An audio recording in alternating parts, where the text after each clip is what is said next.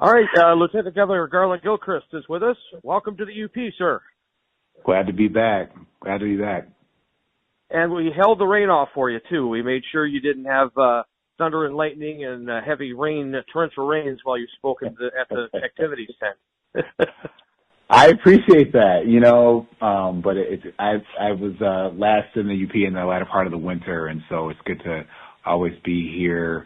And the UP State Fair was great. The energy was great, and I'm hoping that we exceed last year's record turnout. Talk with me. We had some exciting news that you were a part of with a business expansion, a major one for Escanaba here.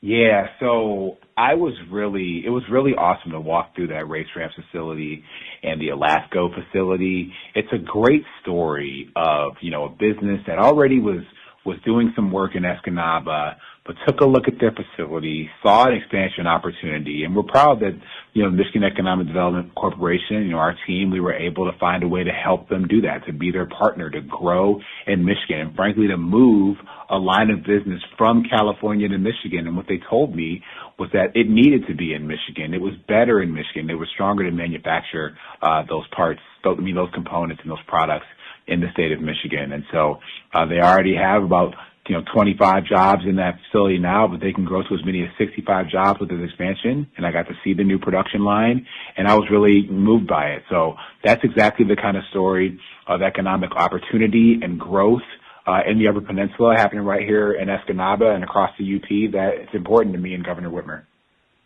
Yeah, race ramps, huh?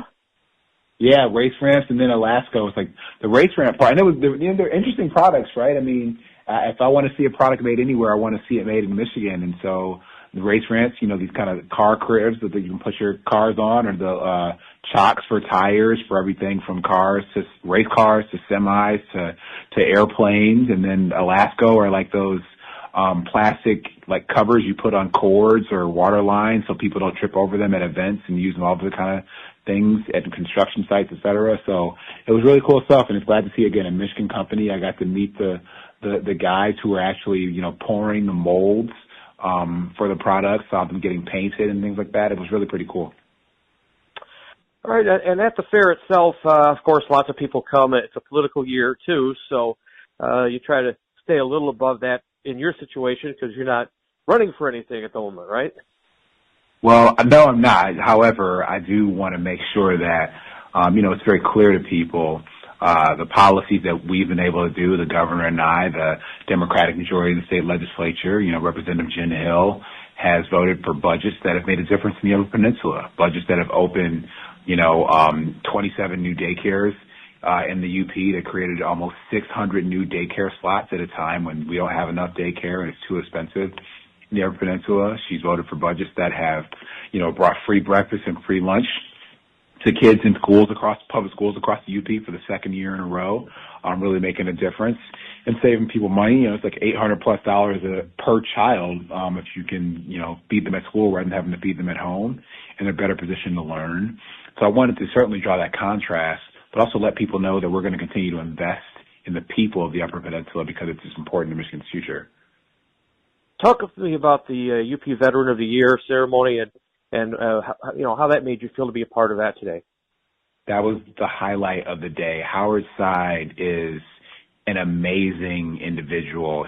I think the biggest takeaway from his story for me is that, and it's true of all of our veterans, that they don't stop serving when they leave their military service. They still find ways to serve the community. And Howard was just, kind of head and shoulders in the way that he just serves and serves and serves and always finds a way to do it, whether it's helping veterans directly in Ontonagon, but even the work that he and his wife did to restart Boys and Girls State in their community. And their high school has had 26 kids go to Boys or Girls State just in the last 3 years, which is way more than any other community in the Upper Peninsula. It's really inspirational, and I think that selflessness, that commitment to service, commitment to and the sacrifice, frankly, that it takes to give of your time and your talent and come out of your own pocket to help people because you care. I was really blown away by that, and so that ceremony was beautiful. A lot of our service members don't like for people to stand up and brag about them, but it's kind of fun to be able to tell them how awesome they are, and that's what we got to do with Howard today. It was really great. And the last thing is you started to talk, you mentioned a couple of points on the budget, but let me ask you what people will notice in the next year from the budget that is in place for the next fiscal year. Well, one of the big things they'll notice is the rollout of the Michigan Guarantee.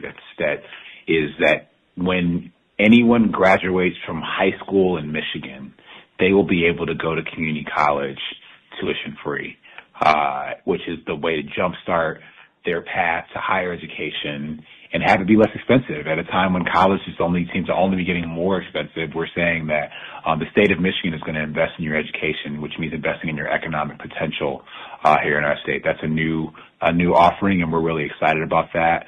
We're going to continue in this budget to be attacking the problem of a shortage of nurses, a shortage of teachers, and a shortage of affordable housing. Another $50 million in annual investment in the revitalization and placemaking grant program that's benefited a number of communities across the Upper Peninsula. You're going to continue to see those investments coming from the state of Michigan. And we're also going to keep fixing roads, fixing bridges, and installing internet across the UP as well. So I think it's a budget that we're proud of, that continues to make our communities stronger, that invests in revenue sharing so that our communities can be safer and have more and better supported, emergency professionals, emergency medical technicians, police, and firefighters. It's the kind of budget that we need to move Michigan forward so that everyone can have access to a dream of health and wealth. Lieutenant Governor Garlin Gilchrist, thanks a lot for doing this, and hope to see you back soon. Thanks for having me. Looking forward to it.